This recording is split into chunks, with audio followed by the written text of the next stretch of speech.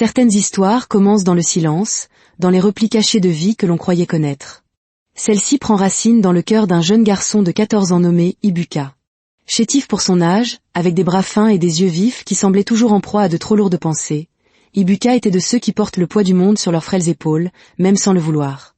Il s'efforçait de paraître fort pour sa petite sœur, même les jours où sa poitrine était nouée et son estomac criait famine. Ibuka et sa sœur Chidinma, qui n'avait que 10 ans, vivaient dans une minuscule cabane de bois délabré, à la lisière d'un bidonville surpeuplé. Le toit fuyait à chaque pluie, le plancher était troué et la porte refusait de fermer correctement. Chaque matin, Ibuka se réveillait à l'aube, contemplait sa sœur endormie à ses côtés et se murmurait à lui-même « Je dois prendre soin d'elle ». Leur mère était décédée 2 ans auparavant. Leur père, le chef Nandi, leur rendait visite de temps à autre, mais jamais comme un véritable père. Il arrivait tard dans la nuit, restait quelques minutes à peine, laissait un peu d'argent et repartait avant le lever du soleil. Puis un jour, il cessa complètement de venir. Une semaine plus tard, un voisin apprit à Ibuka que son père était mort. Personne ne leur dit ni comment, ni pourquoi. Depuis lors, la vie était devenue encore plus dure. Ibuka enchaînait les petits boulots pour acheter de quoi manger. Certains jours, il mangeait. D'autres non. Ce matin-là, Ibuka traversait le bidonville d'un pas rapide, une enveloppe brune à la main. Le propriétaire d'une boutique lui avait confié une petite mission, livrer cette enveloppe à une femme dans les quartiers opulents de la ville. Cette femme se nommait Madame Adora, une veuve milliardaire. Ibuka ignorait tout d'elle. Il savait seulement que le boutiquier avait insisté, « Assure-toi qu'elle la reçoive aujourd'hui ». Ce travail lui plaisait. La paie serait suffisante pour acheter du gari, et peut-être même du pain pour Chidinma. Autour de lui, des enfants couraient, criaient, riaient. Les cris des marchandes, vantant le prix de leurs tomates, fusaient de toutes parts. Le soleil tapait fort, mais Ibuka continuait sa route, serrant l'enveloppe comme le trésor le plus précieux au monde. Lorsqu'il atteignit le portail de la rue de Madame Adora, il s'arrêta, bouche bée. Les demeures étaient monumentales, les clôtures vertigineuses. La chaussée était lisse comme un miroir. Des voitures, qui semblaient tout juste sorties de chez le concessionnaire, glissaient en silence. Tout ici était étrange, trop propre. Ibuka déglutit avec peine. Il n'avait jamais mis les pieds dans un endroit pareil. Un instant, il faillit rebrousser chemin, mais la pensée de Chidinma le força à avancer. Il trouva la bonne maison. Un portail argenté, gardé par 2 vigiles. L'un d'eux demanda « Que veux-tu, garçon ?» Ibuka tendit l'enveloppe à 2 mains. « S'il vous plaît, monsieur, je suis venu apporter ceci à Madame Adora. » Les gardes échangèrent un regard. L'un d'eux se pencha légèrement. « Qui t'envoie ?» Le propriétaire de la boutique, répondit Ibuka en désignant la direction du bidonville. « S'il vous plaît, monsieur, elle doit la recevoir aujourd'hui. » Après un bref murmure, les gardes lui ouvrirent le portail. Le domaine était au-delà de tout ce qu'il avait pu imaginer. L'herbe était si verte qu'elle semblait artificielle. Des parterres de fleurs bordaient l'allée. La demeure, d'un blanc immaculé, scintillait sous le soleil. Il se sentait comme transporté dans un film. Une domestique lui ouvrit la porte d'entrée avec un sourire poli. « Entrez !» Ibuka pénétra lentement à l'intérieur. L'air était frais et pur. Le sol brillait comme une glace. Un escalier majestueux trônait au centre du salon. Tout semblait trop lumineux, trop cher, trop parfait. « Attendez ici », dit la domestique avant de s'éloigner avec l'enveloppe. Ibuka se tint immobile, n'osant rien toucher. Il se sentit déplacé, comme une note discordante dans cette symphonie de perfection. Puis, son regard fut attiré par le mur de gauche. Et ce qu'il vit lui fit l'effet d'un coup de poignard. Là, au milieu du mur, se trouvait un immense portrait au cadre doré. L'homme sur le tableau avait l'air riche, heureux et confiant, vêtu d'un costume élégant, un sourire fier aux lèvres. Mais ce ne fut ni le costume, ni le sourire qui foudroya Ibuka. Ce fut le visage. L'homme sur le portrait était son père. Ibuka sentit ses genoux se dérober. Ses mains se mirent à trembler. La pièce lui parut soudainement trop silencieuse. Il s'approcha, machinalement. Sa voix sortit dans un souffle à peine audible. « Papa ?» Des larmes qu'il ne comprenait pas emplirent ses yeux. Pourquoi son père était-il ici? Pourquoi sa photo ornait-elle le mur de la maison de cette femme? Son père n'avait jamais été riche. Il n'avait jamais ressemblé à cet homme. Il n'avait jamais vécu ici. À cet instant, Madame Adora entra dans la pièce. C'était une femme grande, d'une élégance rare, avec un regard doux. Elle s'arrêta net en voyant Ibuka fixer le portrait. « Est-ce que tout va bien ?» demanda-t-elle d'une voix posée. Ibuka se tourna lentement vers elle. Sa poitrine se soulevait et s'abaissait rapidement. Il pointa le portrait d'une main tremblante. « Madame, pourquoi la photo de mon père est-elle sur votre mur ?» Adora se figea. L'enveloppe qu'elle tenait à la main lui glissa des doigts et tomba au sol. Elle dévisagea Ibuka comme si elle venait de voir un fantôme. « Votre... quoi ?» murmura-t-elle. « Mon père. C'est mon père sur cette photo. » Adora s'approcha lentement, le visage blême. « Comment as-tu dit qu'il s'appelait ?» Ibuka déglutit. « Nandi. » Les yeux d'Adora s'écarquillèrent sous le choc. Ses lèvres tremblèrent. Elle porta une main à sa poitrine, comme si son cœur la faisait souffrir. « Approche-toi, dit-elle à voix basse. Ibuka hésita, mais il y avait quelque chose dans sa voix qui le poussa à obéir. Adora passait son regard du portrait au visage d'Ibuka. Elle étudiait ses yeux, son nez, sa bouche. Puis elle murmura, « C'est impossible. »« Non, madame. C'est la vérité. C'est mon père. Il venait nous voir. Mais il ne nous a jamais dit qu'il vivait dans un endroit comme celui-ci. » La respiration d'Adora devint saccadée. Elle s'agrippa au dossier d'un fauteuil pour ne pas vaciller. « Où est ta mère ?»« Elle est morte, » dit Ibuka doucement. Adora ferma les yeux un instant, comme frappée par une douleur fulgurante. Quand elle les rouvrit, sa voix était douce, mais chargée de confusion. « Combien de temps ? Pendant combien de temps vous a-t-il rendu visite ? » Parfois. Surtout la nuit. Il apportait un peu d'argent. Il ne restait jamais longtemps. Il ne parlait pas beaucoup. Adora porta la main à sa bouche. Des larmes perlèrent au coin de ses yeux. Un long silence s'installa, comme si tous deux vivaient un rêve insensé. Finalement, Adora murmura, « Ibuka, cet homme était mon mari. » Ibuka la fixa, hébétée. « Votre mari ?» « Oui, » dit-elle d'une voix brisée. « Mon mari. L'homme sur cette photo. L'homme que tu appelles ton père. » Le monde sembla basculer. Ibuka sentit sa tête tourner. « Mais comment ? Pourquoi ?» Adora ne pouvait répondre. Elle le regardait simplement avec des yeux emplis de douleur. La domestique revint, mais Adora leva la main. « Laissez-nous. » Quand la domestique fut partie, Adora s'agenouilla devant Ibuka et posa doucement ses mains sur ses épaules. « Rentre chez toi, » murmura-t-elle. « Je viendrai te voir demain. » Ibuka ne comprenait plus rien, mais il hocha la tête et sortit de la demeure, les jambes flageolantes. Une question brûlait en lui comme un feu. Pourquoi son père avait-il caché une telle vie ? Une fois la porte refermée, les mains d'Adora tremblaient encore. Elle retourna dans le salon et contempla l'immense portrait de son défunt mari, le chef Nandi. Une douleur aiguë lui serra la poitrine. Elle effleura le cadre, traçant le contour de ce visage souriant.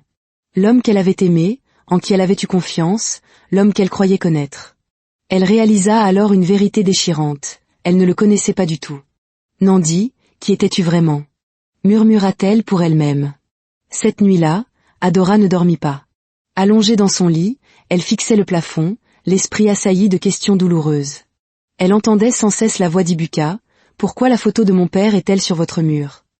Au lever du jour, elle prit une décision. Elle devait voir où vivait ce garçon. Elle devait comprendre. « Nous allons quelque part, » dit-elle à son chauffeur. « Où, madame ?» Dans le bidonville, près du vieux marché. Le chauffeur se retourna, choqué. « Madame, vous en êtes sûre ?» Oui, sa voix était ferme. « Conduisez-moi. » Le voyage fut une descente dans un autre monde. Les belles demeures s'effacèrent, les routes impeccables devinrent cahoteuses.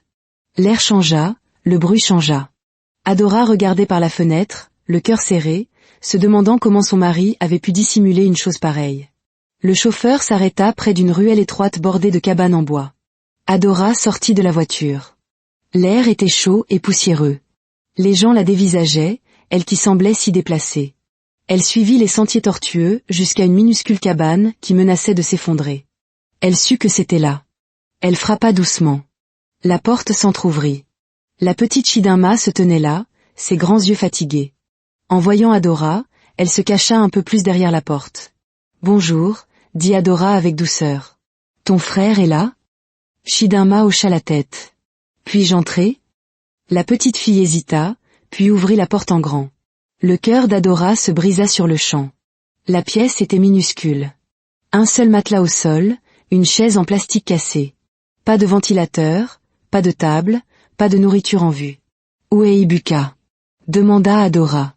Il est parti chercher de l'eau, répondit la fillette d'une voix fluette. Adora regarda autour d'elle, imaginant ses 2 enfants dormant sur ce matelas, se réveillant affamés. Elle pensa à la vie qu'elle avait menée avec Nandi, dans leur grande demeure, avec des sols en marbre et des lits moelleux. Et il n'avait rien dit. Pas un mot. La porte s'ouvrit et Ibuka entra, portant un petit seau jaune. En la voyant, il se figea.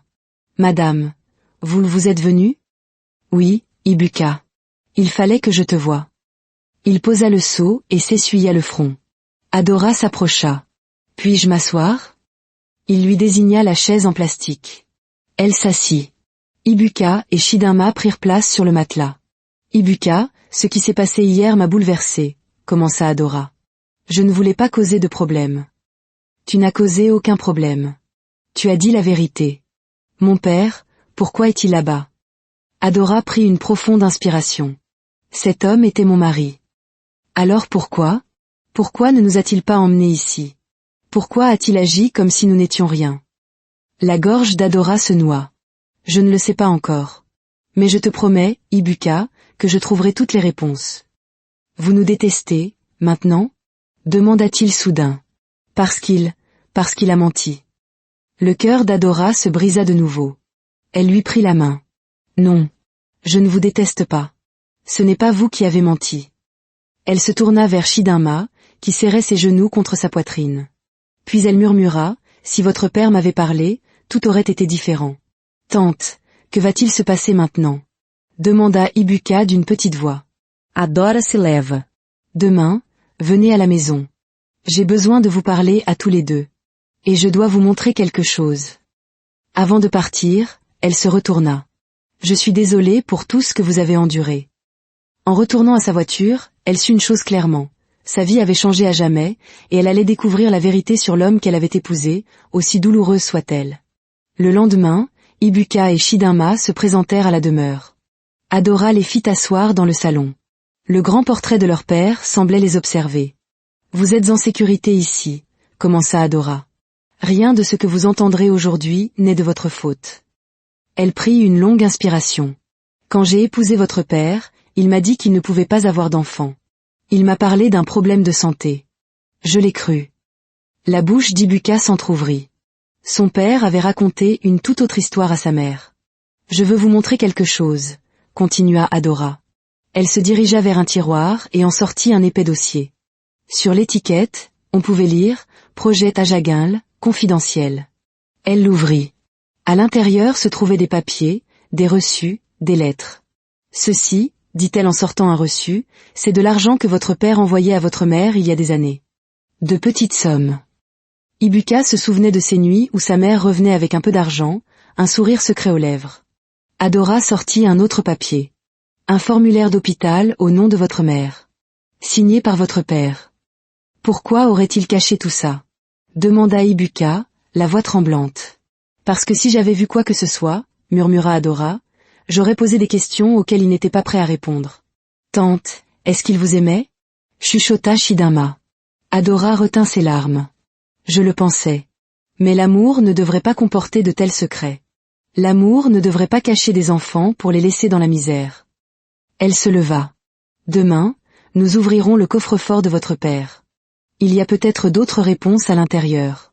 Le lendemain matin, Adora, Ibuka et Chidinma se tenaient devant le coffre-fort, caché derrière un panneau mural dans le bureau de Nandi.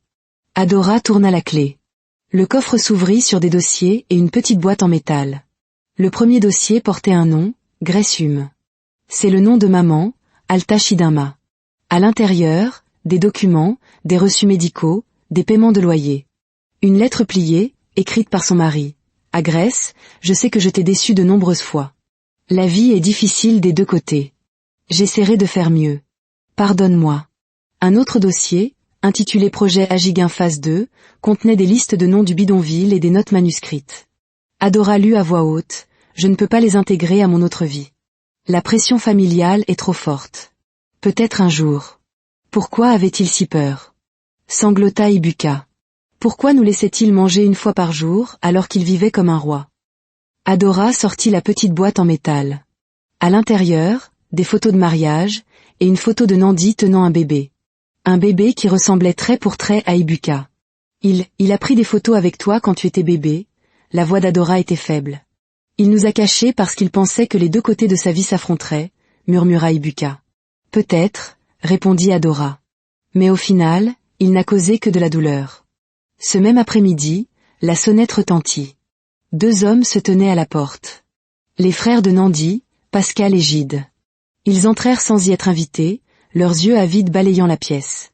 Adora, lança Pascal. Nous avons entendu une rumeur. Tu aurais recueilli des enfants. Ce sont les enfants de Nandi, répondit Adora calmement. Les 2 hommes se figèrent. J'espère que tu plaisantes, dit Pascal. Je ne plaisante pas. Je l'ai découvert récemment moi-même. Ceci ne peut pas arriver, s'écria Pascal. Si les gens apprennent ça, ce sera une honte pour notre famille. Notre famille, ou votre héritage? Rétorqua Adora. Le visage de Gide s'assombrit. Adora, écoute-nous. Ne fais pas entrer ces enfants dans cette maison. Ils n'ont rien à faire ici. Ils vivaient dans la misère, dit Adora. Leur mère a souffert jusqu'à sa mort. Et vous voulez que je les ignore? Oui, hurla Pascal. Parce que s'ils entrent, ils partageront l'héritage. Adora se dressa devant eux. C'est pour ça que vous êtes venus? Pour protéger l'argent? Si vous faites entrer ces enfants, nous vous combattrons. Nous vous traînerons en justice. Alors faites-le, dit Adora, sa voix d'acier. Je ne reculerai pas. Tu veux la guerre? Siffla Gide. Non. Vous m'avez apporté la guerre. Je ne fais que défendre 2 enfants qui ont tout perdu. Les 2 frères partirent en la menaçant. Quand la porte se referma, Ibuka apparut, terrifié. Tante, j'ai entendu des cris. Tes oncles sont venus. Ils ne veulent pas de vous ici. Je le savais, murmura Ibuka. Je savais que nous causerions des problèmes. Adora posa ses mains sur ses épaules. Regarde-moi. Je n'arrêterai pas de me battre pour vous. Ton père vous a abandonné, mais moi, je ne le ferai pas. Nous ferons le test ADN. Nous leur montrerons la vérité. Le jour du test ADN, la tension était palpable. Pascal et Gide firent irruption, hurlant que cette mascarade devait cesser. La loi m'autorise à demander ce test, leur opposa calmement Adora. Les échantillons furent prélevés dans un silence de mort. Quelques jours plus tard, l'enquêteur privé, Monsieur Aliza, revint avec une enveloppe. Il l'ouvrit et lut le document. Le test montre que le chef Nandi est votre père biologique. La pièce fut inondée d'un silence lourd d'émotion. Mais Pascal et Gide, qui venaient d'entrer, arrachèrent le papier des mains d'Adora. C'est un faux, hurla Gide. Tu les as payés. Il nous faut une preuve écrite de sa main, exigea Pascal. C'est alors qu'Adora se souvint. Le coffre, il y avait une enveloppe que je n'ai pas ouverte. Elle la récupéra. Sur l'enveloppe, l'écriture de son mari, au cas où je ne reviendrai pas. D'une main tremblante, elle lut la lettre à voix haute. Ma chère Adora, si tu lis ceci, c'est que la vie ne s'est pas déroulée comme je l'avais prévu. J'ai des enfants que je n'ai pas eu le courage de reconnaître, par peur de la réaction de ma famille. J'ai été faible. Je leur ai fait du mal, à eux comme à toi. Si quelque chose m'arrive, je veux que ces enfants aient une part de ma fortune. Je les ai abandonnés dans la vie. Ne me laisse pas les abandonner dans la mort. Adora ne pouvait plus lire, submergée par les larmes. Cette lettre est un faux, cria Pascal. Mais Monsieur Aliza intervint. L'écriture peut être vérifiée. Mais tout semble authentique. Les oncles partirent en jurant de les traîner au tribunal. Le jour du procès arriva enfin. La salle d'audience était comble. Nous avons les résultats ADN qui confirment la paternité, déclara l'avocate d'Adora. Et nous avons une confession manuscrite du défunt lui-même. Le juge examina les preuves. Le silence se fit. Cette cour reconnaît Ibuka et Chidinma comme les enfants biologiques et les héritiers légitimes du défunt chef Nandi. Cette décision est finale. Pascal poussa un cri de rage, mais le coup de marteau du juge mit fin à la discussion. Dans la salle d'audience qui se vidait, Adora s'agenouilla entre les 2 enfants. « Tante, est-ce que ça veut dire que nous avons enfin notre place quelque part ?» demanda Ibuka. « Oui, » répondit Adora, son cœur fondant. « Avec moi. Avec nous. Cet après-midi-là, en rentrant à la demeure, Adora conduisit les enfants dans le salon. À côté du grand portrait de leur père, 2 nouveaux portraits avaient été accrochés. L'un d'Ibuka, l'un de Chidinma. Les enfants restèrent sans voix. « Cette maison est désormais la vôtre, » dit Adora doucement, « et vos visages méritent d'y avoir leur place. »« Tante, je t'aime », murmura Chidinma en l'enlaçant. Ibuka se joignit à l'étreinte, les yeux brillants de larmes qu'il n'avait plus honte de verser. Adora les serra fort contre elle. Au milieu de la douleur et de la trahison, elle avait trouvé quelque chose d'inestimable. Une nouvelle famille, un nouveau but, une nouvelle chance d'aimer. « Votre père vous a caché », murmura-t-elle. « Mais moi, jamais plus je ne vous cacherai. Vous êtes mes enfants, maintenant. » Et pour la première fois depuis des années, tous les 3 ressentirent ce qui leur avait en manqué, le sentiment d'être enfin arrivés à la maison. Un foyer.